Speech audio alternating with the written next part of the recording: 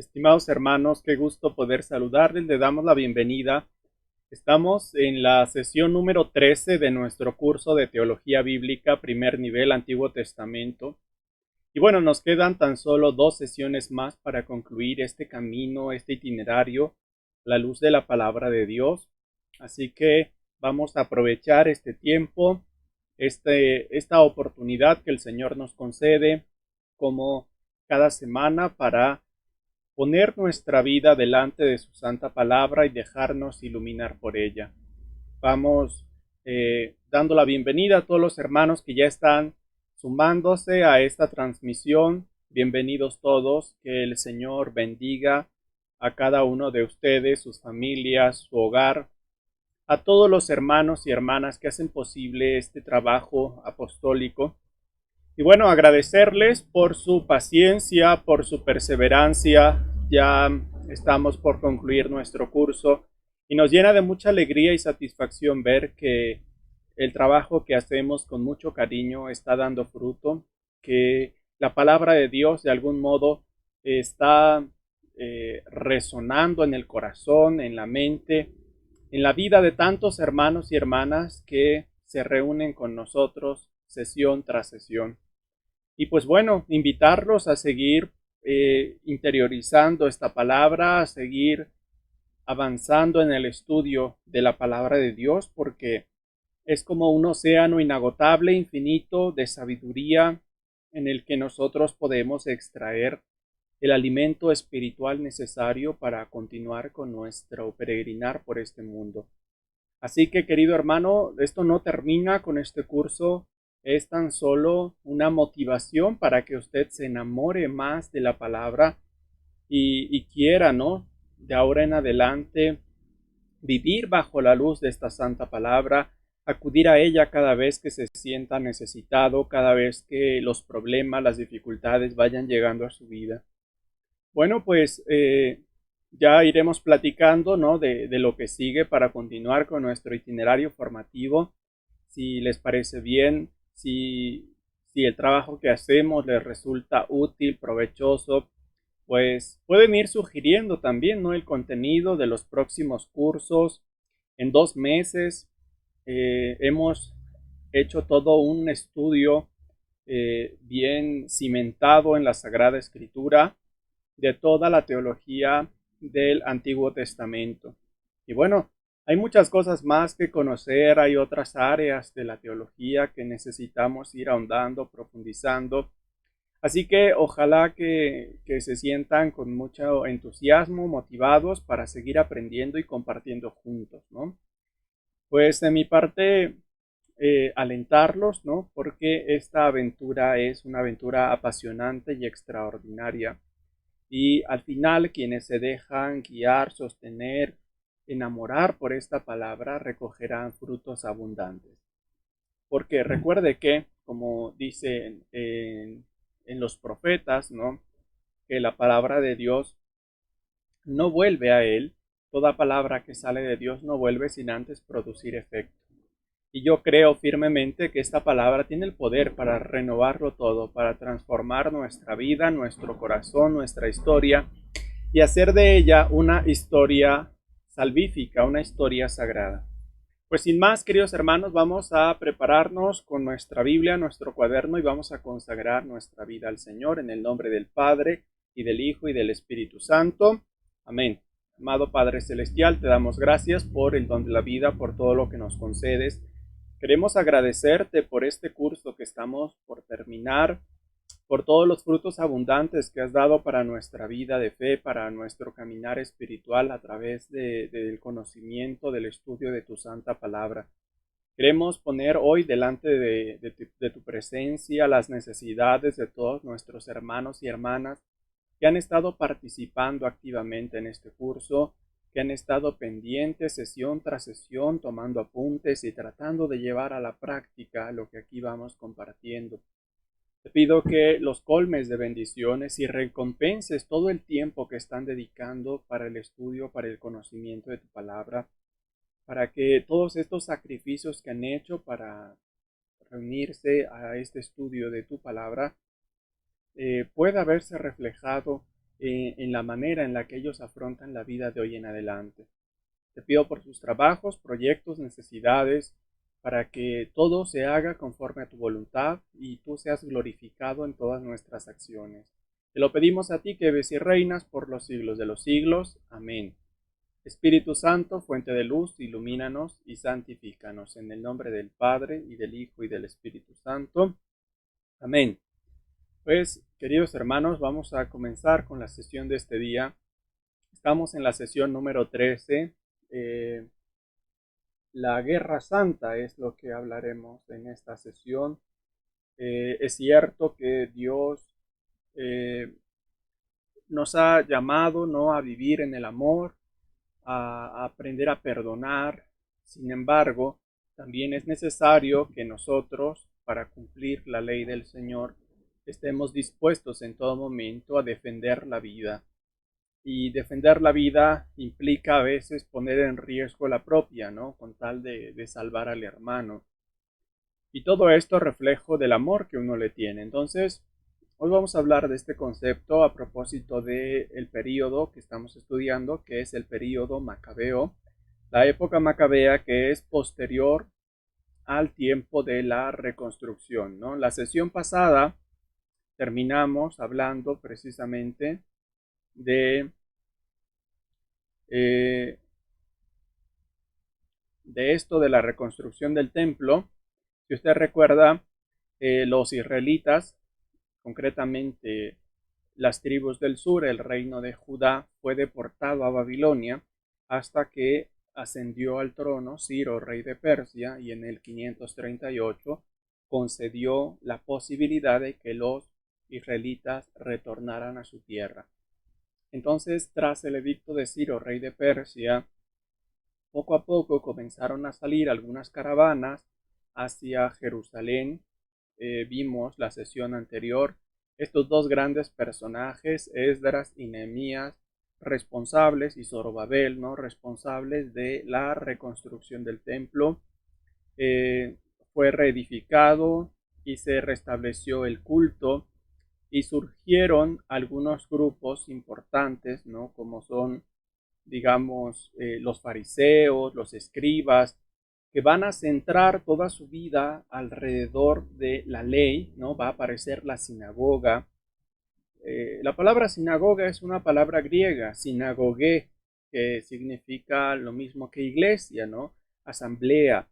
Entonces, la sinagoga judía pues va a ser la asamblea ordinaria en la que se van a reunir en cada comunidad. Cada pueblo va a tener su sinagoga, donde se va a dar la lectura de la ley, de los profetas, se va a predicar, a profundizar en el contenido de la ley de Dios. Y todo esto después del exilio pues es muy importante para que no se repita la historia trágica que les tocó vivir en Babilonia, ¿no? Entonces, bueno, ¿qué sigue después de esto? Pues reedificaron el templo. Los años siguientes vivieron como una especie de, pues, de dependencia, ¿no? Fueron dependientes primeramente de Persia, pues fue Ciro, el rey de esta nación, quien les otorgó la posibilidad de regresar a su tierra. Entonces, vamos a avanzar un poco más el día de hoy. Después del destierro en Babilonia, durante 400 años Israel no disfrutó de plena independencia política. Es decir, los años posteriores que vamos a estudiar, desde el exilio en Babilonia, o sea, más bien desde el regreso de Babilonia, 400 años, que es el periodo que vamos a estudiar a continuación, Israel va a ser dependiente político de diversas naciones, ¿no? Primero dependió de los persas, después de los griegos, y es aquí donde vamos a detenernos un poco. A ver, en el año 333 a.C., Alejandro Magno conquistó el Medio Oriente. Alejandro Magno fue un personaje muy importante en la historia porque tenía como meta establecer la cultura griega, ¿no?, la cultura propia de Grecia, en todo el mundo conocido.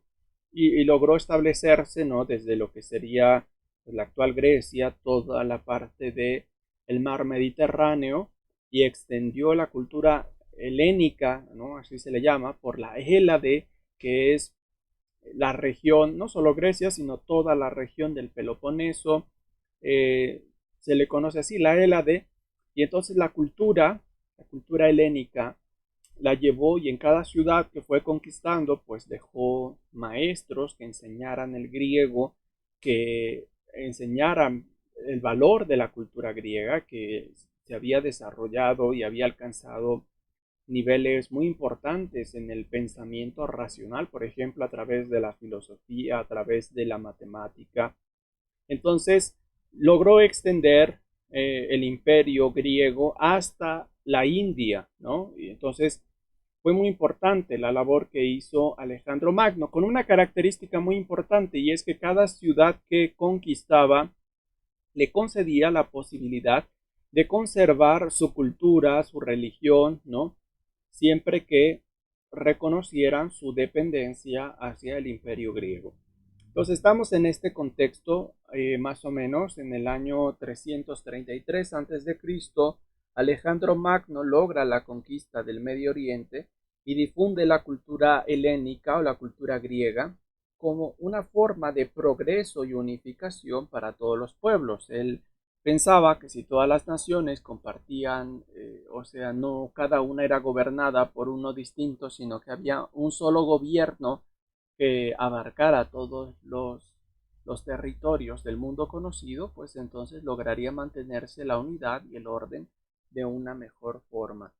A su muerte, tras la muerte de Alejandro Magno, muere bastante joven, sus generales se repartieron todo el inmenso imperio, ¿no?, que él había conquistado. Entonces Egipto y Palestina les tocó a los Ptolomeos, que de alguna forma eran comprensivos y respetuosos con las costumbres y creencias de los pueblos, como lo fue también Alejandro Magno.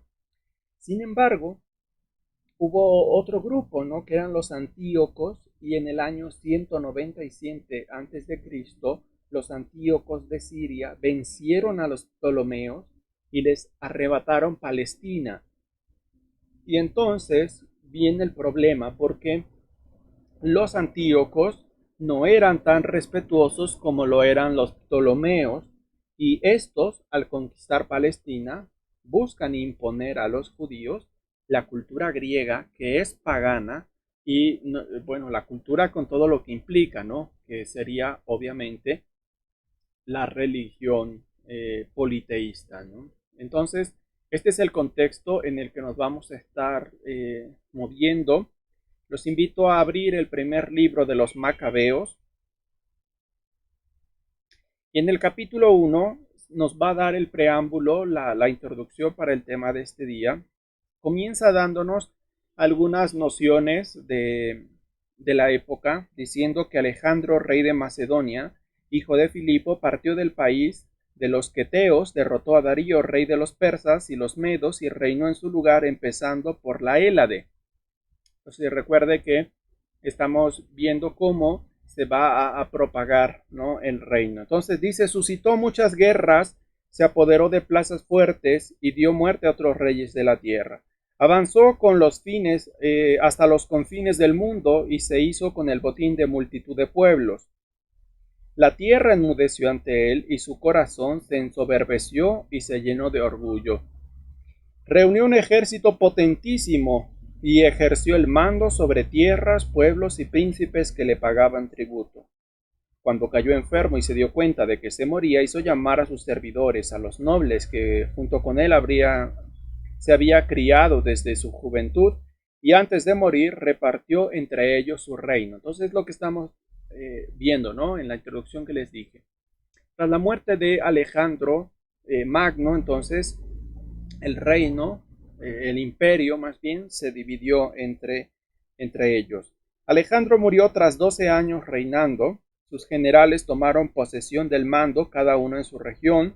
A su muerte todos ellos se ciñeron la diadema, y también sus descendientes, durante largos años, y multiplicaron los males sobre la tierra. Este es el contexto con el cual abre la historia de los Macabeos, porque precisamente Tras la muerte de Alejandro, pues todos reclamaron de alguna forma un pedacito, una parte del imperio, y al comienzo las cosas fueron más o menos bien, pero claro, la ambición siempre se impone y entonces uno no se conforma con lo que tiene, sino que siempre busca ir a por más. Versículo 10. De ellos, es decir, de estos sucesores de Alejandro, surgió un renuevo pecador, que fue Antíoco Epifanes. Hubo varios gobernantes de nombre Antíoco, ¿no? Este que estamos hablando concretamente es el cuarto. Antíoco IV Epifanes. Su padre, Antíoco III, había sido un poco comprensivo de alguna forma, había sabido sobrellevar las relaciones con el pueblo, pero veamos lo que pasó con su hijo. Había estado como rey en Roma, dice, subió al trono en el año 137 del imperio de los griegos. En aquellos días aparecieron en Israel algunos rebeldes que sedujeron a muchos diciendo, preste atención en esto, vamos, hagamos alianza con los pueblos que nos rodean, porque desde que nos hemos separado de ellos nos han sobrevenido muchos males. Esta observación les pareció bien, así que algunos se apresuraron a acudir donde estaba el rey y obtuvieron autorización para seguir las costumbres de los paganos. Entonces, mire, opuesto a todo lo que hemos estudiado en este curso, en donde hemos visto cómo una y otra vez la palabra de Dios advierte de los peligros que tiene el imitar las costumbres perversas de otras naciones, ahora llegó un momento, una época en la que los hijos de Israel llegaron a afirmar que todos estos males les habían sucedido porque trataban de vivir de una forma distinta a cómo vivía el resto de los mortales. Es decir, todos los demás pueblos tienen muchos dioses, eh, explotan la vida en placeres, ¿no? Se les va la vida en esto, en juegos, en comidas, en bebidas, en banquetes. Disponen de su cuerpo en su sexualidad sin límites, sin freno, se mezclan con cualquier hombre, con cualquier mujer, incluso con las bestias, practican canibalismo, toda clase de cosas, ¿no? Que la ley prohíbe. Y entonces dicen los israelitas, miren, esto es algo muy fuerte porque están diciendo, nosotros hemos tratado de vivir conforme a la ley de Dios y por eso nos ha ido mal. Entonces, ¿qué vamos a hacer ahora? Pues hay que imitar, hay que seguir la costumbre de los otros pueblos, porque mira, ellos han vivido así y parece que no les va tan mal, ¿no? Y claro, este es el peligro. No sé si a usted le ha pasado, pero hay mucha gente que de repente llega y me dice, hermano, pero yo trato de hacer las cosas bien, trato de obrar conforme a la palabra de Dios y la gente se me viene encima y mi familia y todo parece que se viene abajo. En cambio, la gente que vive al margen de Dios, que no lo toma en cuenta, que no participa en nada de la iglesia, parece que disfruta más la vida y le va mejor que a mí. Pues esto fue el pensamiento, ¿no? De alguna forma. A ver, cuando la cultura griega comenzó a implantarse en todas estas regiones, traía el avance, la novedad. Es como ahora, ¿no? En la actualidad, muchos jóvenes están fascinados, idiotizados por los avances tecnológicos y todos quisieran migrar a estas grandes ciudades, ¿no? Donde se nos presenta un estilo de vida extraordinario, ¿no? No ligado ya a las costumbres familiares, a los lazos con los que crecimos nosotros, sino una vida independiente, una vida sin compromisos. En estas supuestas ciudades del primer mundo se habla ya no de matrimonio, no se habla de una vida o de un hogar familiar, sino los temas son sexo sin compromiso, ¿no? Uno puede tener varias parejas a la vez, uno puede decidir lo que quiera hacer, ¿no? Si hoy se me ocurre decir que soy hombre, pues está bien, pero si mañana ya no, pues también. Y si otro día despierto y digo que ahora me voy a casar, o ahora soy un delfín, ¿no? Como afirman algunos, o que otros son perros, entonces hay toda una cosa. Pero lo interesante aquí es que el pueblo, al ver el avance, ¿no? Que traía la cultura griega, se dejó fascinar por ella y entonces dice el verso 14, primer libro de los Macabeos 1:14. En consecuencia, levantaron en Jerusalén un gimnasio al uso de los paganos. rehicieron sus prepucios, renegaron de la alianza santa para atarse al yugo de los paganos y se vendieron para obrar el mal. Entonces, ¿cuál era su mentalidad? ¿Para qué te esfuerzas, no, en cumplir la ley de Dios si mira cómo nos va? Mira, nuestros padres trataron de hacer las cosas bien y mira cómo les fue, ¿no? Entonces hay mucha gente, querido hermano, que en la vida se conduce de esta forma, como haciendo las cosas bien derechas, como decimos, por el buen camino, no le resultó su negocio, por ejemplo, pues ahora parece que la única alternativa que hay pues es entrarle también a la corrupción, a la tranza, ¿no? Al robo, a la usura.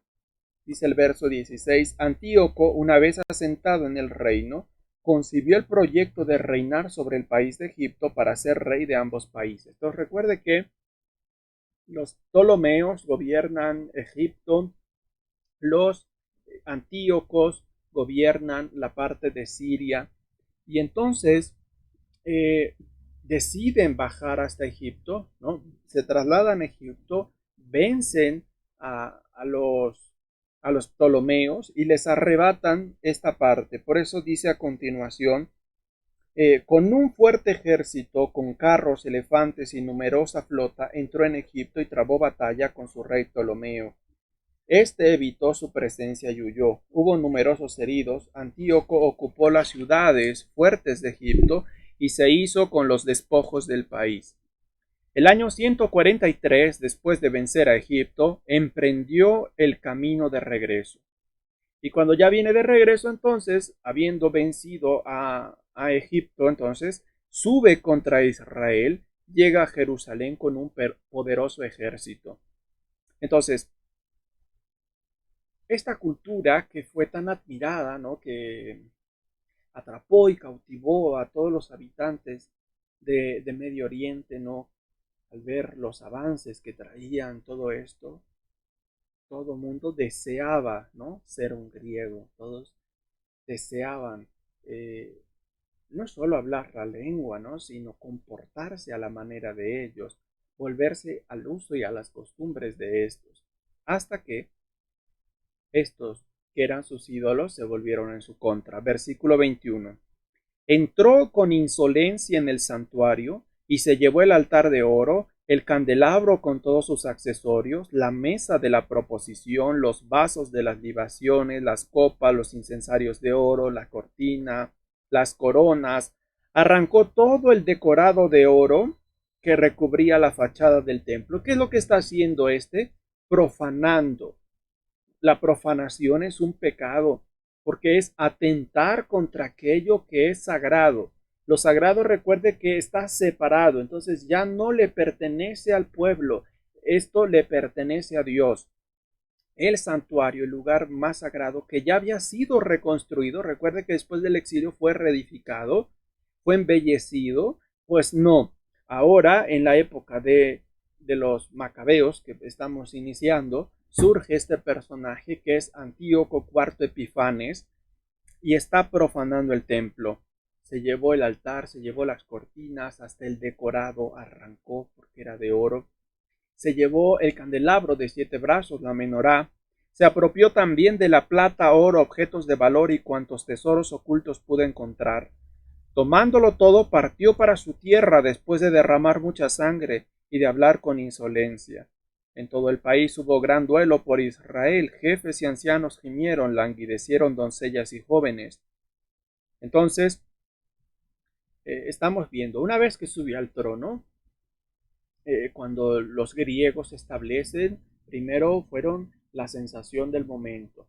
Cautivó a todos los israelitas que, según hemos escuchado, llegaron a decir, pues dejemos de seguir, de vivir aparte, aislados y volvámonos a las costumbres de ellos, ¿no? Hoy también para nosotros hay muchos que al ver ciertas prácticas, costumbres de otras naciones, los muchachos, los jóvenes quieren imitar esto también, ¿no? Los países latinoamericanos, muchos de los que viven aquí se sienten avergonzados de sus raíces, de toda la riqueza cultural que tienen sus antepasados, ¿no? Las generaciones que nos han precedido y hoy también se dejan fascinar por todo el contenido que les muestran en las series de televisión, en los programas, en las películas, ¿no? De Hollywood, el ver tanta cosa así y los muchachos, los jóvenes lo creen, ¿no? Y entonces se dejan atrapar por esto. Entonces Antíoco IV Epifanes ha entrado en Jerusalén, la ha saqueado, le ha arrebatado. eh, digamos, lo importante no son como tal los valores eh, pues materiales, ¿no? Del templo y de todos los objetos del culto, sino el valor simbólico, lo que representa el templo y cada uno de estos objetos que se utilizaban para los sacrificios. 2 años después de haber profanado el templo, Antíoco IV Epifanes envía emisarios a las ciudades que ha conquistado con un edicto. Y entonces, en este edicto, él presenta precisamente, dice el versículo 41, primer libro de los Macabeos 1:41. El rey publicó un edicto en todo su reino, ordenando que todos formaran un único pueblo y abandonara cada uno sus peculiares costumbres. Todos los paganos acataron el edicto real, es decir, todos los pueblos, independientemente de quién fuera, rechazaron su identidad, su propia cultura, su manera de ser, sus leyes, y abrazaron lo que el rey imponía, la cultura helénica. Dice el verso 43, y muchos israelitas aceptaron su culto, sacrificaron a los ídolos y profanaron el sábado. También a Jerusalén y a las ciudades de Judá, el rey hizo llegar por medio de mensajeros el edicto que ordenaba seguir las costumbres extrañas al país. Debían suprimir, escuche, el santuario, suprimir en el santuario todos los holocaustos, sacrificios y libaciones. Es decir, toda la parte de los sacrificios quedaba anulada, tanto los que se consumen por el fuego, que son los holocaustos, como el derramamiento de sangre, que son las libaciones.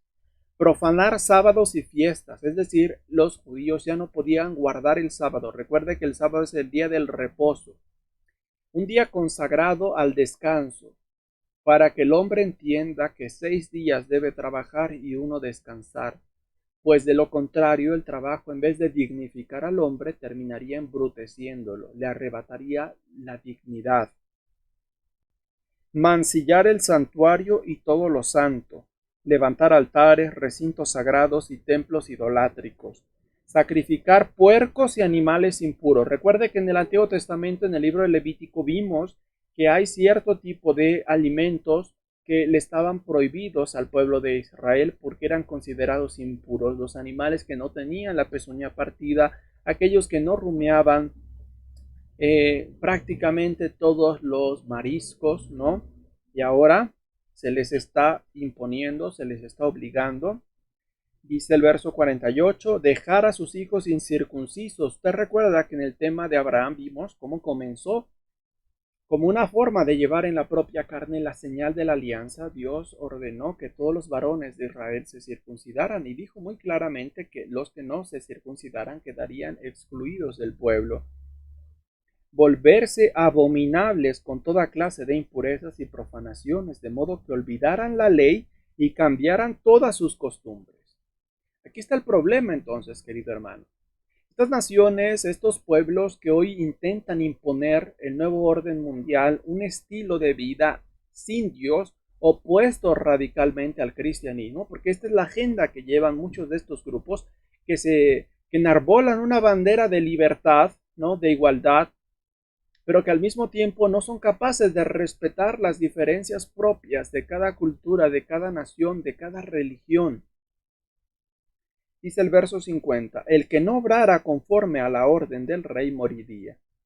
En el mismo tono escribió a todo su reino, nombró inspectores para todo su pueblo y ordenó a las ciudades de Judá que en cada una de ellas se ofrecieran sacrificios. Pero aquí viene lo alarmante, ¿no? Muchos del pueblo, todos los que abandonaban la ley se unieron a ellos. Causaron males al país y obligaron a Israel a ocultarse en toda suerte de refugios.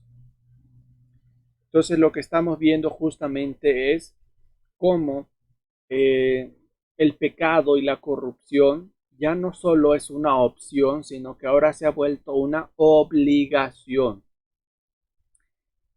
Esto estuvo pasando y los israelitas, en vez de rebelarse, en vez de protestar, en vez de defender, ¿no?, la soberanía de su tierra, la libertad religiosa, lo que hicieron fue doblegar la cabeza y aceptar todo lo que el decreto de Antíoco IV Epifanes decía.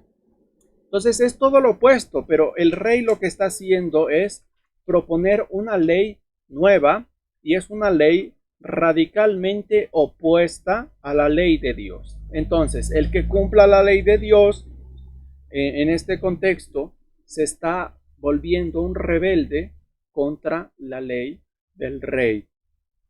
Y al revés, el que cumpla la ley del rey está violando la ley divina que Dios ha dado a través de Moisés. Surgió un personaje entonces, Matatías. Matatías era hijo de Juan. Estamos en el capítulo 2. Hijo de Simeón, sacerdote del linaje de Joarib. No sé si hemos mencionado, pero la tribu de los levitas, que era la clase sacerdotal, se dividía en 24 grupos.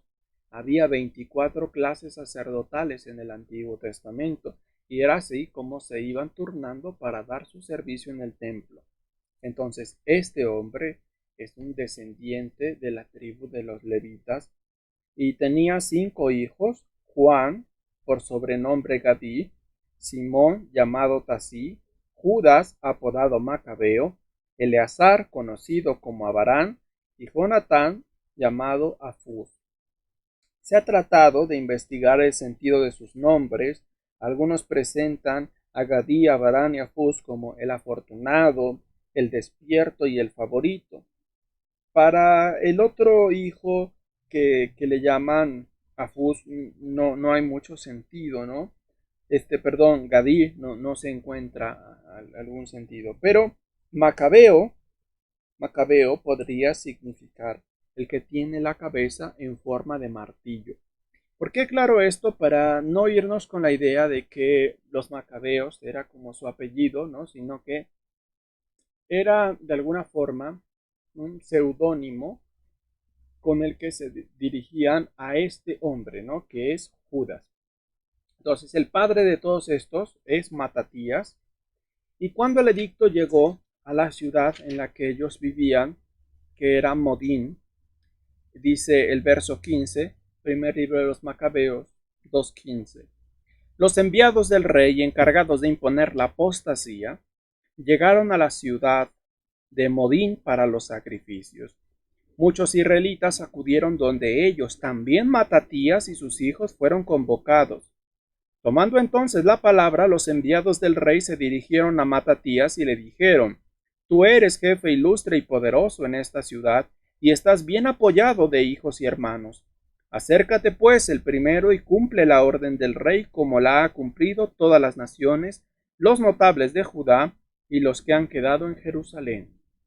Entonces ya muchos estaban doblegándose, se estaban de alguna forma rindiendo, estaban doblegándose ante la ley de un mortal. Y dice: entonces tú y tus hijos serán contados entre los amigos del rey, y se verán honrados tú y los tuyos con plata, oro y numerosas dádivas. Pues aquí viene la trampa, ¿no? El mundo hoy nos quiere comprar también. El mundo hoy nos quiere adormecer, ¿no? Quiere, en la antigua Roma, para que el pueblo no protestara, para que el pueblo no alzara la voz de las fechorías que hacían los gobernantes, pues al pueblo le regalaban ciertas despensitas, ¿no? Le daban algo de comida, y luego organizaban eventos públicos, ¿no?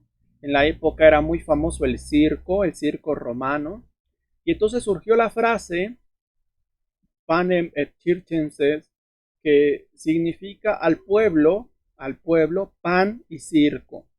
Es decir, para que tú tengas contento al pueblo y el pueblo no exija progreso, no exija derechos, no reclame nada de las cosas torcidas que hagan los gobernantes, dale buen entretenimiento, dale buena diversión y regálale alguna cosita y con eso los tienes contentos, con eso los tienes callados. Es muy preocupante porque esto no ha cambiado, ¿no? Los gobiernos del mundo siguen haciendo exactamente lo mismo. Nos venden algunos programitas baratos que nos hacen, nos lavan la cabeza, nos presentan ideas retorcidas que las empezamos a ver como normales, como naturales, ¿no? Y luego, por ahí hacen programas supuestamente de ayuda, le regalan algo a la gente, alguna cosita, una playera, algo, y la gente se va tras ellos y dice, ay, qué buenos son, estos son nuestros salvadores, estos son nuestros bienhechores, con ellos vamos a estar mejor. Y no se dan cuenta que es la manera, ¿no? Tan astuta, tan sagaz de atraparnos, de meternos en sus redes para luego disponer con nosotros como a ellos se les antoje. Entonces, mucho cuidado, queridos hermanos, porque en el mundo de hoy la situación no es muy diferente a la época de los macabeos. Hoy también estamos atravesando por una situación que ha hecho del tema religioso una vez más una cuestión política. Entonces, la cuestión religiosa muchos quieren relegarla a lo individual. Dice, pues cada quien, ¿no? Detrás de la puerta de su casa puede creer en lo que quiera, pero en la ciudad no pueden hacer muestras públicas de su fe y los cristianos cada día somos más relegados, somos más repudiados, somos expulsados de los espacios públicos. Hay lugares donde los cristianos ya no pueden alzar la voz, ya no pueden opinar, ya no pueden decir nada, porque los han censurado, porque los están persiguiendo, porque los están matando. Entonces, hay un problema muy fuerte, ¿no?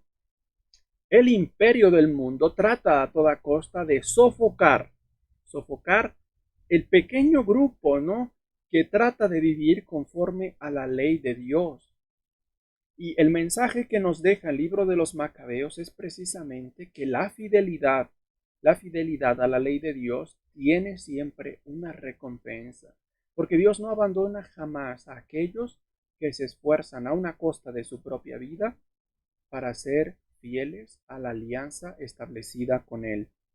Entonces, llegando a Modín, le dijeron a Matatías, mira, si tú ofreces los sacrificios que el rey ha dicho, tú vas a ser amigo del rey. Y además tu familia, tus hijos y los tuyos serán bendecidos con muchas cosas, oro, plata, propiedades. Para cualquier hombre de cualquier época, la oferta podría sonar tentadora, ¿no? Al menos dejarán en paz a mi familia si yo ofrezco el sacrificio. ¿Y quién no quiere ver bien a los suyos? Pero hay algo que Matatías entiende y que muchos de nosotros no. Y vamos a ver cuál fue la respuesta. En el versículo 19 contestó Matatías con fuerte voz. Aunque todas las naciones que forman el imperio del rey le obedezcan hasta abandonar cada uno el culto de sus antepasados y acaten sus órdenes, yo, mis hijos y mis hermanos, nos mantendremos en la alianza de nuestros antepasados. El cielo nos guarde de abandonar la ley y los preceptos. No obedeceremos las órdenes del rey, ni nos desviaremos un ápice de nuestro culto. Y nosotros, querido hermano, querida hermana, nosotros que estamos viendo en el mundo de hoy cómo se están promulgando leyes que van abiertamente en contra de la ley de Dios. ¿Y qué hacemos? Vamos allá, agachamos la cabeza y ofrecemos el sacrificio para salvar el pellejo. Porque nos da miedo defender la verdad, nos da miedo apostar la vida por lo que creemos. Todos nosotros el día de la confirmación, con la unción del Espíritu Santo, nos convertimos en verdaderos testigos de Cristo. Y la palabra testigo es una palabra que significa mártir.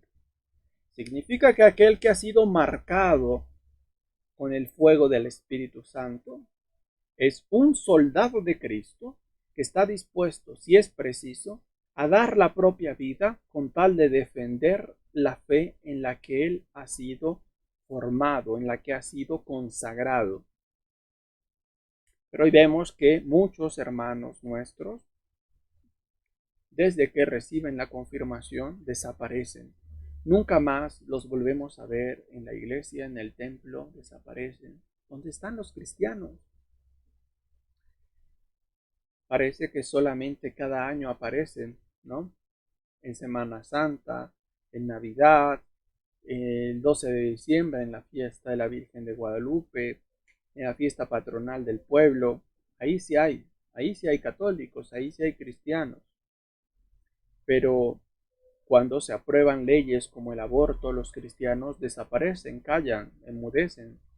Entonces, es muy importante porque la historia de los macabeos nos hace plantearnos una pregunta más, y es, ¿cuál es el papel de los cristianos en el mundo de hoy, en la sociedad, en las circunstancias en las que nos encontramos actualmente?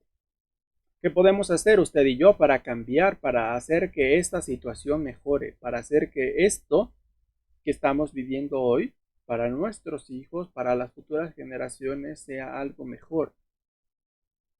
Entonces ya basta de pensar que los cristianos debemos estar todo el tiempo encerrados en casa, ¿no? Y de puerta cerrada y sin decir nada y que cada quien crea lo que quiera. No es así, querido hermano. Los cristianos estamos llamados a alzar la voz y defender y luchar por aquello en lo que creemos. Entonces, este hombre Matatías dio esta respuesta y dice que apenas estaba terminando de hablar, el versículo 23 y 24, cuando otro de los judíos se adelantó y dijo, bueno, yo sí voy a hacer el sacrificio, ¿no? Y entonces ya iba llegando al altar y entonces Matatías se llenó de santo celo por la causa del Señor, que corrió hacia él y lo degolló sobre el altar pagano que habían construido. Entonces, al hacerlo, ¿no? Mató también al delegado del rey que había ido a imponer esta orden perversa que violentaba, que quebrantaba la ley de Dios. Entonces recordó a algunos de los personajes valerosos de la historia de Israel y les dijo, recuerden a todos ellos y lo que hicieron para conservar su fidelidad a la ley y cómo Dios premió su buen testimonio. Entonces en el verso 27 dice que con fuerte voz gritó a toda la ciudad, todo aquel que sienta celo por la ley y mantenga la alianza, que me siga. Y dejando en su ciudad cuanto poseían, huyeron él y sus hijos a las montañas. Pero claro, hoy la vida acomodada nos ha atrapado. Si hoy el mundo nos da todas las facilidades, ¿cómo renunciar a él? ¿Cómo decirle no al mundo si nos ofrece todo en bandeja de plata? ¿Cómo poder empezar una lucha fuerte y encarnizada contra el mundo, que es uno de los enemigos del alma? Si hoy nos ofrecen, ¿no?, 1,000,000 de pesos, nadie lo va a despreciar. Aunque eso suponga a veces aplastar a otros. Pasa, ¿no? En un empleo, a ver, piénselo usted. Si usted fuera un empleado, ¿no?, en una fábrica y entonces le dicen, a ver, tienes la oportunidad de ascender en tu puesto, te ascendemos y con eso pues te ganas más, o no te ascendemos y contratamos a otro para que trabaje. ¿Y qué vas a elegir? Pues claro que todos van a pensar solo en sí mismos, ¿no? El egoísmo nos va a cegar y entonces cada uno va a elegir siempre aquello que a mí me traiga provecho, aunque afecte a los demás. Si uno tiene oportunidad de sacar más, de obtener más ganancia, lo va a hacer. No se va a detener a pensar, oye, ¿y el otro qué le va a pasar? Pobrecito o esto, ¿no? Entonces, querido hermano, las leyes con las que el mundo quiere que nosotros nos movamos, ya las está filtrando. Y lo más preocupante de todo es que nosotros no nos damos cuenta y nos fascinamos y decimos, sí, este es el avance, esto es lo que hay que hacer. En muchas ciudades se han aprobado, ¿no? Los matrimonios igualitarios, así le han llamado, y entonces hoy creemos que ese es el progreso. Y que oponerse y defender la familia tradicional, el matrimonio tradicional de hombre y mujer, pues es de otra época, ¿no? Algo ya atrasado que hay que superar, que es el rezago de años de oscuridad, ¿no? Porque el cristianismo nos mantuvo en la ignorancia, pero ahora, gracias a estos nuevos movimientos, nos están trayendo la luz y nos están señalando el camino hacia la verdadera libertad. ¿Cuál es? Pues hacer con tu cuerpo y con tu vida lo que te venga en gana, lo que se te antoje, aunque más tarde la naturaleza te pase la factura, ¿no? Muchos judíos preocupados fueron con su ganado y todo a ocultarse, a esconderse, y algunos justamente cuando estaban huyendo, ¿no? Para no ser atrapados, para no ser cazados, entonces llegó el día sábado. Ellos estaban atravesando el desierto, pero llegó el día sábado y el día sábado es día de reposo. Entonces se detuvieron para guardar el día sagrado. Entonces les dieron alcance estos que los iban persiguiendo. Y, y ellos les dijeron, no, basta ya, salgan, obedezcan la orden del rey y salvarán sus vidas. Yo quiero hacerte una pregunta muy importante, querido hermano. A ver, usted quiere ir al cielo, ¿cierto? Y todos me van a decir que sí, espero. El problema es que todos quieren ir al cielo, pero nadie quiere morir. Todos dicen, no, yo sí quiero salvarme, yo sí quiero estar en la gloria, pero nadie quiere atravesar el umbral de la muerte. Vivimos tan espantados de la muerte que finalmente hacemos todo lo que está a nuestro alcance para postergarla, para que no aparezca. Lo bueno es que queremos ir al cielo, ¿no? Tras el velo de la muerte nos espera el horizonte de felicidad, de bonanza, de bienaventuranza eterna. Si anheláramos el cielo con todo el ardor de nuestro corazón, tendríamos que decir como los santos, ¿no? Muero porque no muero. Es decir, en realidad ansío que esta peregrinación concluya para estar ya ante la presencia del Eterno. Todos quieren ir al cielo, pero nadie quiere morir. Los israelitas querían entrar en la tierra prometida, pero no querían atravesar el desierto. Todos quieren salvarse, pero nadie quiere emprender la lucha y el combate que se requiere para conquistar la patria celestial. Todos quieren estar ante la presencia del Señor, gozar de la vida eterna, pero nadie quiere romper con este mundo, con sus seducciones, con sus leyes perversas. Entonces, aquellos hombres, dice que asaltados al instante, no replicaron ni arrojando piedras, ni atrincherando sus cuevas, sino que dijeron, muramos todos en nuestra rectitud. El cielo y la tierra son testigos de que nos matan injustamente. Los atacaron pues en sábado y murieron, junto con sus mujeres, hijos y ganados, unas 1000 personas. Prefirieron morir todos en su rectitud, que salvar el pellejo, que salvar la vida, pero a costa de quebrantar el mandamiento de Dios. Hay santos, ¿no? Por ejemplo, Santo Domingo Sabio y algunos otros, que el Señor les concedió la gracia desde muy pequeños de entender la gravedad del combate en el que se encuentran todos los cristianos. Y Santo Domingo Sabio, que murió muy joven, si no me equivoco, a los 15 años, decía una frase muy importante: antes morir que pecar. Prefiero morir que ofender a Dios, que quebrantar su ley, que violar su alianza. ¿Quién estaría dispuesto a morir, a entregar la propia vida, la propia existencia, antes que ofender a Dios? Bueno, la historia continúa entonces. Les he dado solo el panorama, la historia es fascinante. Lea los dos libros de los Macabeos. Necesitaríamos todo un curso, ¿no? También para desarrollarlo todo esto, pero les estoy dando la base para que ustedes entiendan cómo comenzó la revuelta encabezada por Judas Macabeo y su familia, ¿no? Bueno, comenzó con Matatías, su padre. Entonces Antíoco IV Epifanes saqueó el templo de Jerusalén, esto ya lo vimos, y por decreto prohibió practicar la religión judía en el año 167 a.C.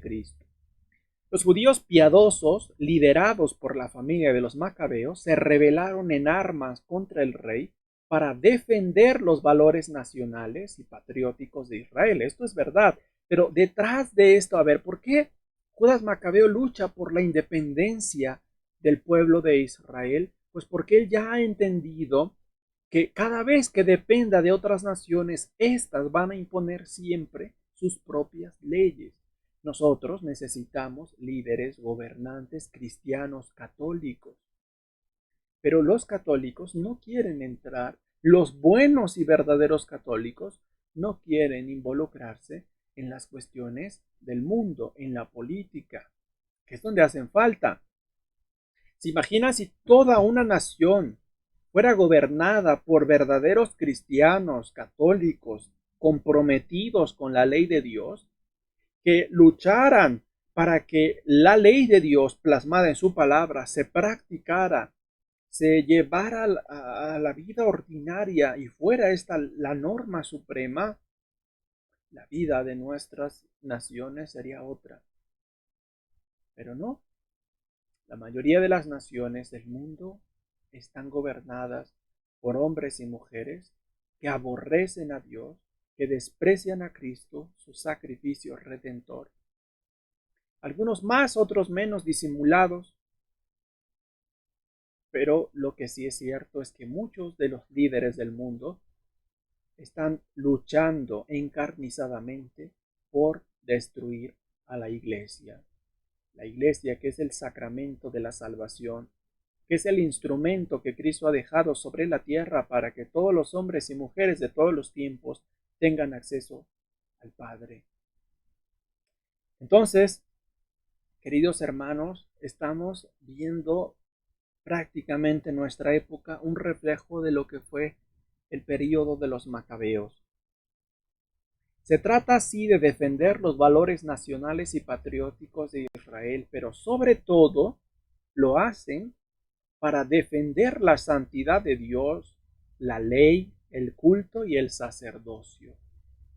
Ellos saben, ¿no?, el valor que tiene un sacerdote, y eso que era el sacerdocio imperfecto del Antiguo Testamento, el sacerdocio de los levitas. Nosotros hoy estamos viendo también en el mundo actual una persecución tremenda contra la vida consagrada. En todos los espacios públicos se está desacreditando la vida consagrada para que los jóvenes, las señoritas, ya nadie quiera consagrar su vida por entero a Cristo a través de una vida de especial consagración, viviendo los consejos evangélicos de la pobreza, la castidad y la obediencia, porque se ataca a estos valores tan importantes. Y entonces hoy hablar de pobreza, no, nadie quiere ser pobre. Todos queremos tener una mansión, un yate, muchas propiedades, disponer, tener los mejores servicios, viajar por el mundo, darse la vida. Todos ansiamos esto. La castidad ni se diga, privarte de los placeres y deleites más importantes que la vida te ofrece. Uno tendría que estar loco, ¿no?, para mantenerse virgen, para mantenerse puro y casto, para custodiar el templo de su cuerpo y no entregarlo a cualquiera. Esto no. ¿Y la obediencia? ¿Por qué? ¿Por qué dejarme guiar por otro? si yo me basto a mí mismo, si yo soy libre, si soy el dueño de mi destino, si a mí nadie me puede imponer límites, lo que puedo hacer y lo que no?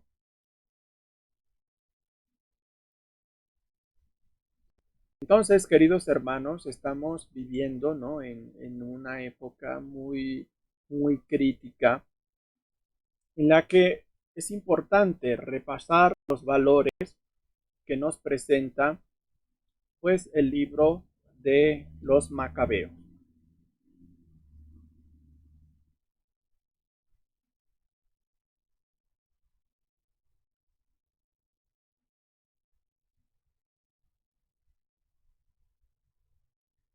Los judíos piadosos, entonces, liderados por los Macabeos, se rebelaron en armas contra todas estas prescripciones del rey, y a toda esta historia, que abarca aproximadamente unos 400 años, le llamamos la historia de los Macabeos, precisamente porque son estos personajes los que la encabezan y porque está contenida en estos libros. Entonces, ¿cómo concluye esta historia? Pues evidentemente eh,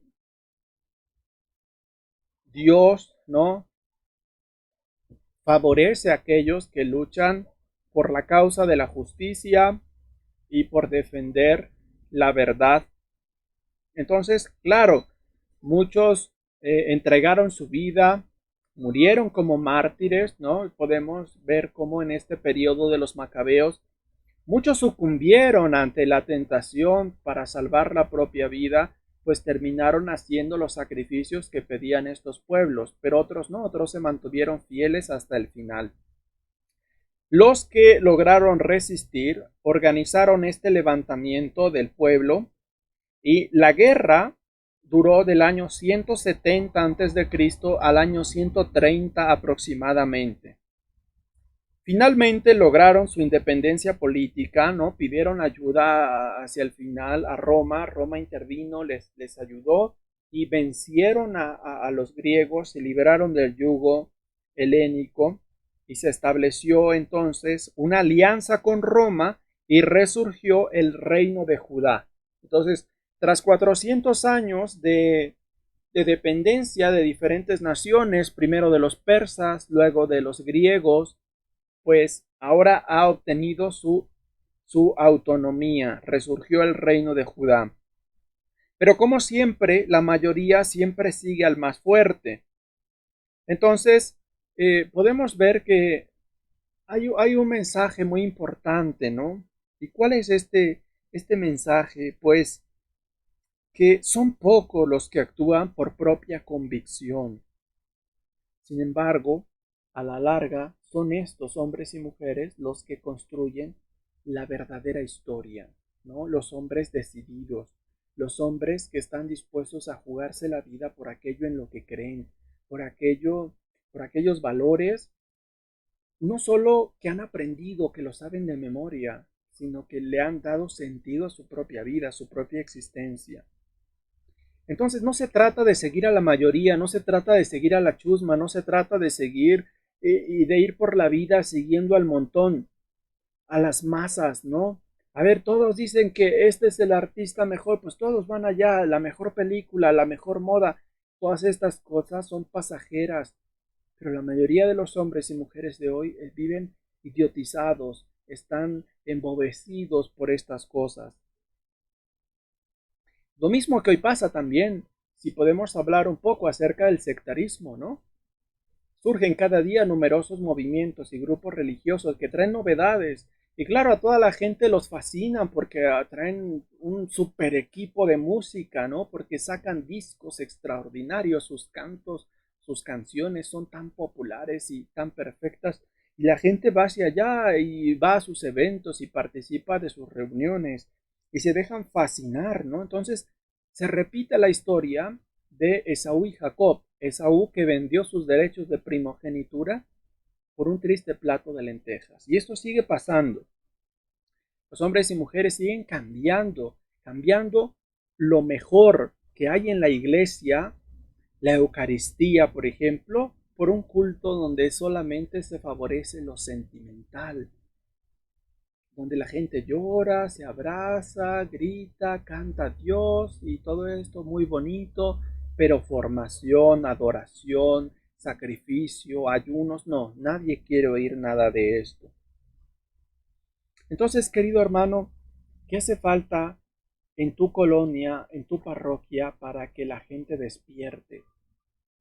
Necesitamos otro Matatías, necesitamos otro Judas Macabeo, para que le haga abrir los ojos a las personas y descubran la trampa, el engaño en las que el mundo los tiene, y les muestre que todas las promesas que el mundo les ha hecho, el mundo no es capaz de darles lo sustancial, lo necesario, que es la felicidad. La felicidad no se encuentra entonces en los bienes materiales.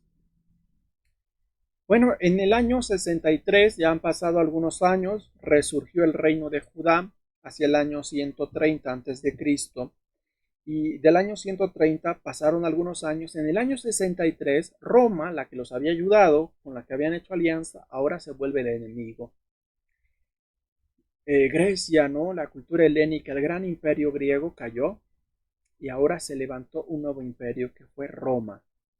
Y en el año 63 a.C., el general Pompeyo ingresa en Roma e impone la dominación romana, aunque fue un poco más disfrazada bajo el reino de Herodes el Grande, hacia el año 40 aproximadamente antes de Cristo.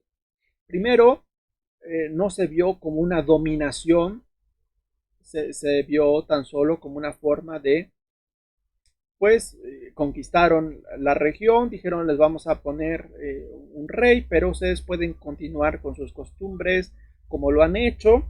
Sin embargo, más tarde fue otra vez la historia repitiéndose, fue un régimen tiránico en el que se impuso al pueblo de Israel que quebrantara la ley de Dios. En este clima de opresión, en este clima de desesperación, de tanta muerte, persecución, atropello, el anhelo, ¿no?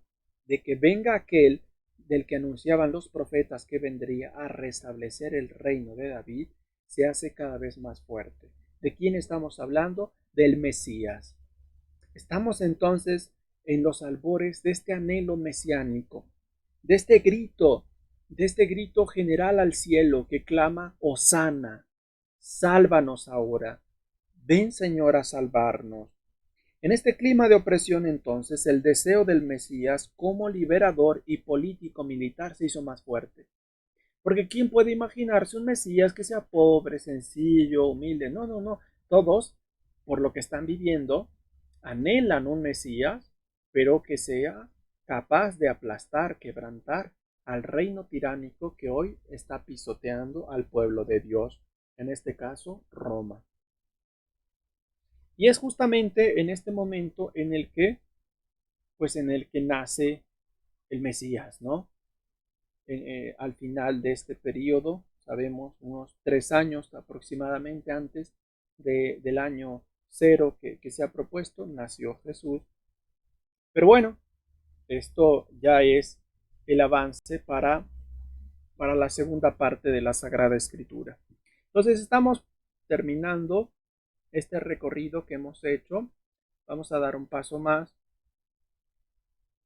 Ya vimos la historia de los macabeos que concluye algunos años antes del nacimiento de Cristo. Ahora, en este periodo también de la época macabea, cuando el pueblo está en este combate para ganar su independencia y poder vivir conforme a la ley que Dios le ha dado, pues el pueblo mira continuamente hacia el pasado y va reflexionando, el pueblo va comprendiendo que la clave del éxito en toda la historia del pueblo de Israel es mantenerse fiel a la alianza con Dios. Entonces, con el propósito de fortalecer la fidelidad a Dios, surgieron narraciones muy bonitas en forma de novelas con un escenario aparentemente histórico. Entonces, lo que vamos a ver a continuación, que es la última parte del tema de hoy, pues es justamente las historias ejemplares, y se llaman historias ejemplares porque son el testimonio de personajes dignos de ser imitados, con virtudes muy importantes que los judíos en su época y los cristianos ahora debemos encarnar, debemos imitar. Entonces, estas historias son aparentemente históricas. Sin embargo, se escribieron en forma de novelas para animar, enseñar y convencer a los oyentes y lectores sobre el testimonio de gente fiel a Dios en todo momento. Entonces, para alentar al pueblo a permanecer fiel, como hizo Matatías, voy a leerles este pasaje en el primer libro de los Macabeos, cuando Matatías está en su lecho de muerte, en su agonía, hizo un testamento. Y entonces estamos en el capítulo 2, versículo 49 en adelante. Son muy hermosas las palabras de Matatías, porque Matatías va a hacer un recuento por muchos personajes valerosos, muy importantes de la historia de Israel, que se mantuvieron fieles. Y con estas palabras va a marcar a fuego en el corazón de su hijo Judas la empresa que va a desarrollar en adelante, porque Judas, al escuchar las palabras de su padre, va a comprender que le corresponde a él, ¿no? Que a él le toca continuar con esta obra. Dice el verso 49: cuando la vida de Matatías se acercaba a su fin, dijo a sus hijos: ahora reina la insolencia y la reprobación. Es tiempo de ruina y de violenta cólera. Parece que está describiendo nuestro siglo, ¿no? Nuestra época. También hoy, y nadie puede decir que no, reina la insolencia y la reprobación. En todos lados, ya ni siquiera se esconde o se disimula, porque ya todo lo ven bien, todos dicen que es normal. Tiempos de ruina y de violenta cólera. Ahora, hijos, muestren su celo por la ley. Den su vida por la alianza de sus antepasados. Recuerden las gestas que en su tiempo realizaron nuestros antepasados, y así alcanzarán inmensa gloria e inmortal nombre. Qué bonito es esto, ¿no? Ojalá que todos los padres alentaran a sus hijos así. Pero no, la mayoría de los padres dice: hijo, tú cree en lo que quieras, haz lo que a ti te guste, yo no te puedo obligar, tú eres libre. ¿Qué clase de padres son estos? Qué terrible es esto. Dice a continuación: sepan que Abraham fue fiel en la prueba y se le tomó en cuenta como justicia. José, en el tiempo de su angustia, observó la ley y se convirtió en señor de Egipto. Pinhas, nuestro antepasado, por su ardiente celo, alcanzó la alianza de un sacerdocio eterno. Josué, por cumplir su mandato, llegó a ser juez en Israel. Caleb, por su testimonio en la asamblea, obtuvo una herencia en esta tierra. David, por su piedad, heredó un trono real para siempre. Elías, por su ardiente celo por la ley, fue arrebatado al cielo. Ananías, Azarías y Misael, por haber tenido confianza, se salvaron de las llamas. Daniel, por su rectitud, escapó de las fauces de los leones. Adviertan, pues, de generación en generación, presten mucha atención al versículo 61. Dice Matatías a sus hijos: adviertan que de generación en generación todos los que esperan en el Señor jamás sucumben. Jamás sucumben. Esto hoy debemos grabarlo en la mente y en el corazón. Todos los que esperan en el Señor jamás sucumben. Para que cuando te toque a ti librar el combate, tu propia lucha, porque a todos nos toca librar la batalla, tú recuerdes a todos estos hombres y mujeres que hemos estudiado, modelos de entrega, de constancia, de fidelidad a la ley de Dios, y todos obtuvieron grandes bendiciones. Por eso, para que cuando se vea muy oscuro el horizonte, tú recuerdes que nadie, absolutamente nadie que espere en él, sucumbirá. No teman, pues, las amenazas de hombre pecador. Su gloria parará en estiércol y gusanos. En eso se convertirá, en estiércol y gusanos.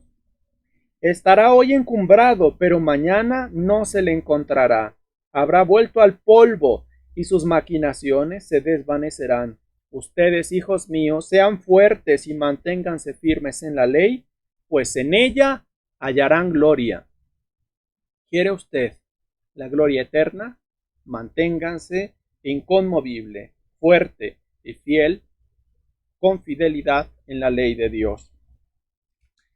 Bueno, la historia continúa. Yo espero que usted quiera profundizar en ella. Y bueno, lo que estábamos diciendo, ¿verdad? Así como Matatías en el hecho de muerte mencionó a muchos de estos héroes valerosos de la historia de Israel, pues también en este periodo se escribieron otras historias de personajes, muchos de ellos ficticios. No existieron en la vida real, pero los judíos redactaron estas narraciones como una manera de instruir y educar a sus hijos para que ellos aprendieran el valor, por ejemplo, de la fidelidad a la alianza, de la justicia, entendieran que la salvación de Dios es universal, comprendieran lo importante que es el respetar a los padres y todo esto. Y esto se condensó en 4 libros, que son el libro de Tobías, Judith, Esther y Ruth. Pues vamos a decir algo muy breve de cada uno de ellos para llevarnos una idea general, ¿no?, de su contenido. Entonces, estos 4 libros, reitero, 2 de ellos no se encuentran en todas las Biblias, en las Biblias católicas sí, por supuesto, pero 2 de ellos son de los llamados libros deuterocanónicos y por eso han sido despreciados por algunas corrientes cristianas. Bien, Ruth, Tobías, Judith y Esther componen un grupo de libros breves que suelen calificarse como libros didácticos.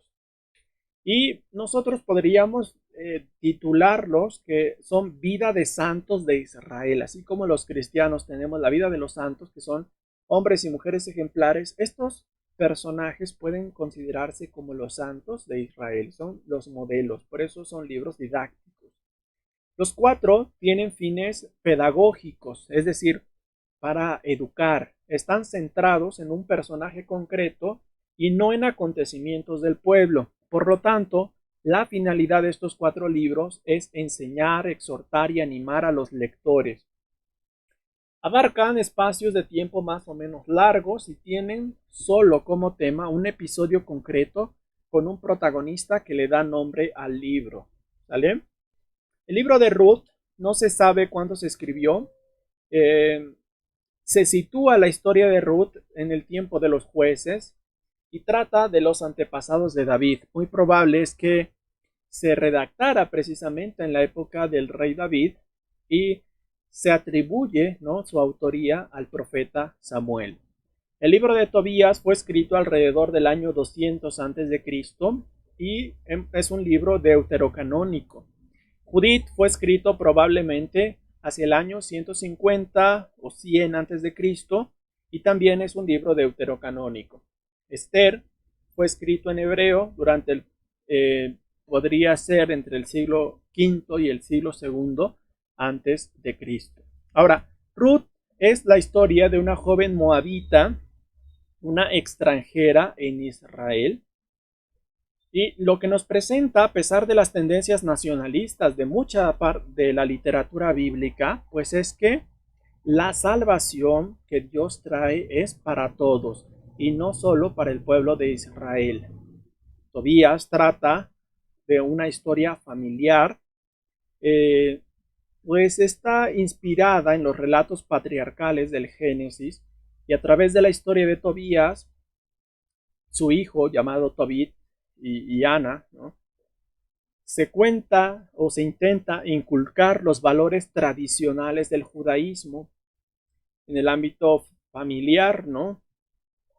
¿Cuáles son estos valores? Pues la institución familiar como una escuela de aprendizaje, de vivencia y de transmisión de las enseñanzas morales y religiosas judías. Por ejemplo, el valor de la alianza matrimonial, no ver solo el cuerpo como un propósito de placer sexual, sino abierto siempre a la vida, la obediencia a los padres, el caminar por la senda que conduce a la felicidad. en general.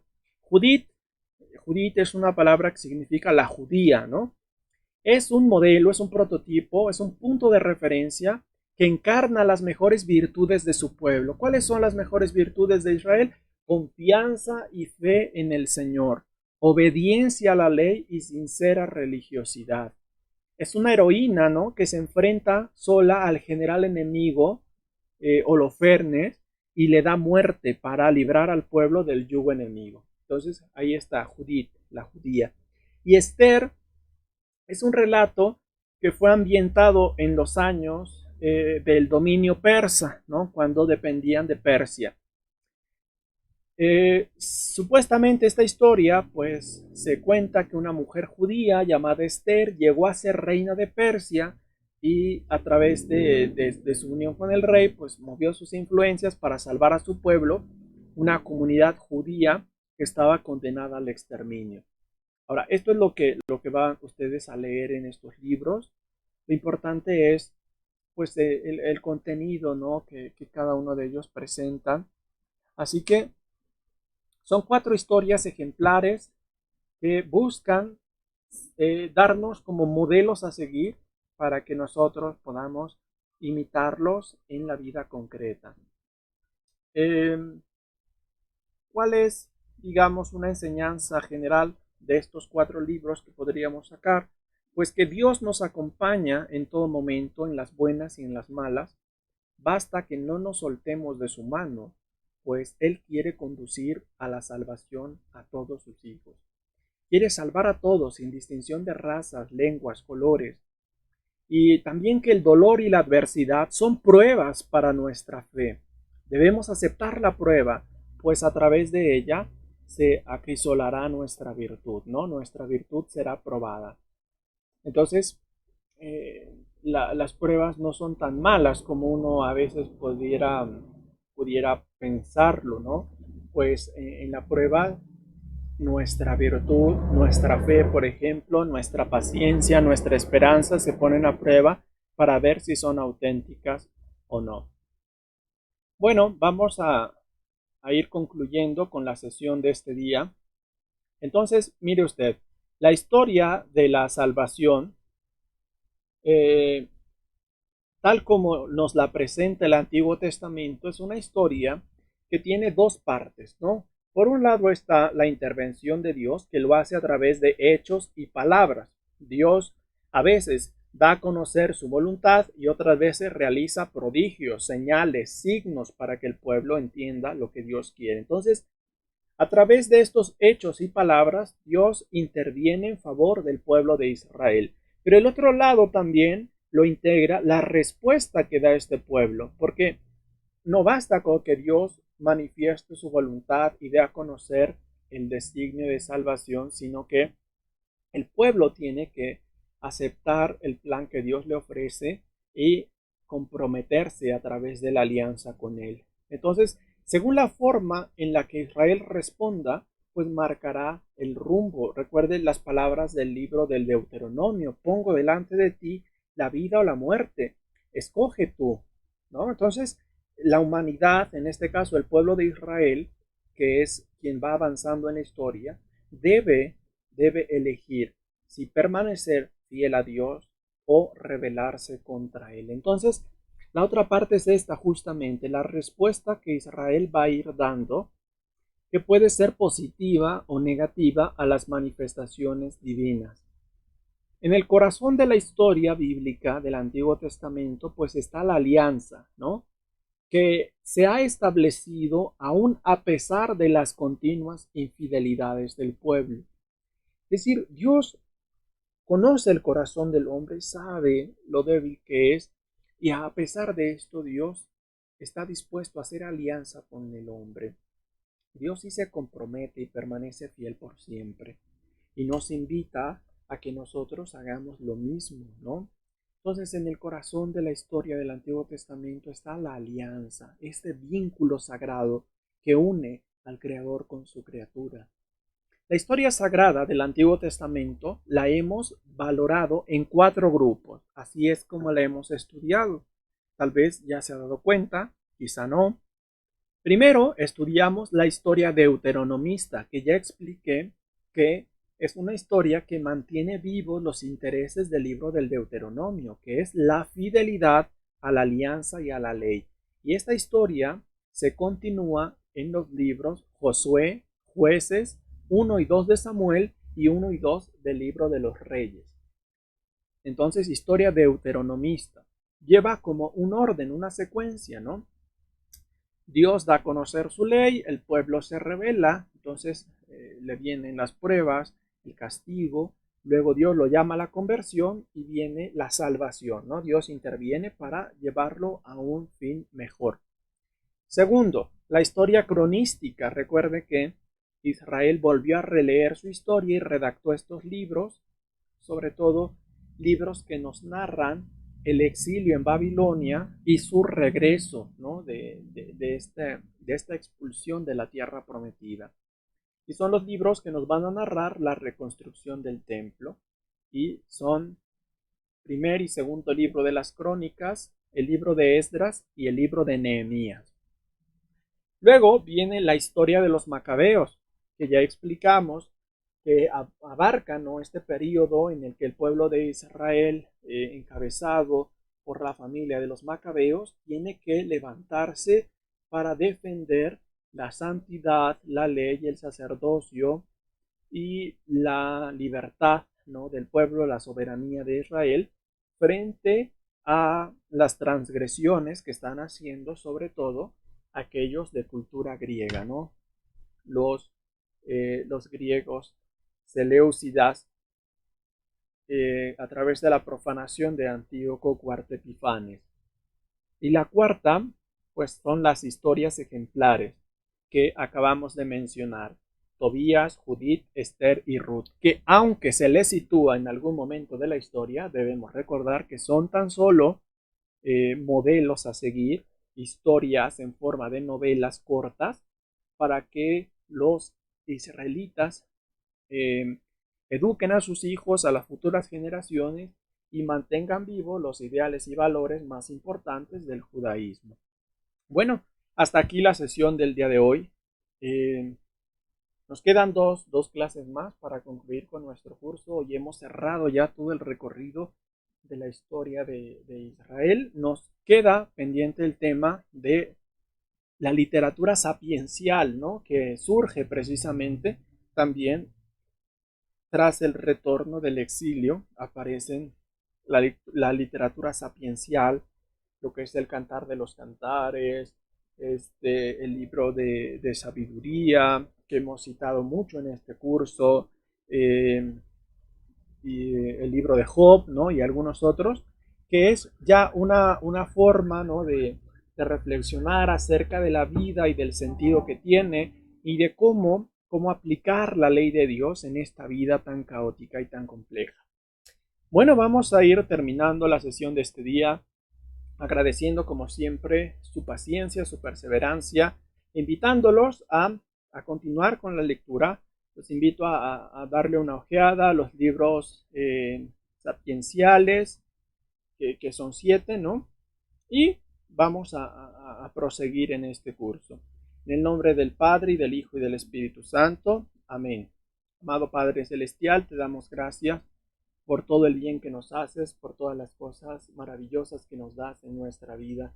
Te pedimos, Señor, que en nuestra vida aprendamos a imitar el coraje y la valentía de aquellos hombres que están decididos a dejarlo todo y a lanzarse al combate para defender aquellos valores tan importantes que tú has sembrado en nuestro corazón, a no dejar que nos arrebaten la libertad que tú nos has dado, para vencer al mundo que trata de acabar con nosotros, que trata de comprarnos, ¿no?, a costa de transgredir tu ley. Señor, que podamos vencer con tu gracia y que podamos imitar el ejemplo de estos grandes modelos de la fe, siguiendo en todo la fidelidad a tu alianza como ellos lo hicieron en vida. Señor, que entendamos que las pruebas no son algo malo en sí mismo, sino que en ellas nuestras virtudes son probadas. y nos ayudan a progresar, a afianzar más y mejor nuestra confianza, nuestra esperanza en ti. Señor, esperamos, pero a veces nuestra esperanza se tambalea porque las dificultades nos sobrepasan. Enséñanos a permanecer fieles en todo momento para alcanzar la gloria que tú nos has prometido. Te lo pedimos a ti que vives y reinas por los siglos de los siglos. Amén. Espíritu Santo, fuente de luz, ilumínanos y santifícanos. En el nombre del Padre, y del Hijo, y del Espíritu Santo. Amén. Muchas gracias, queridos hermanos. Que Dios nos bendiga a todos. Los esperamos la próxima sesión. Feliz noche a todos.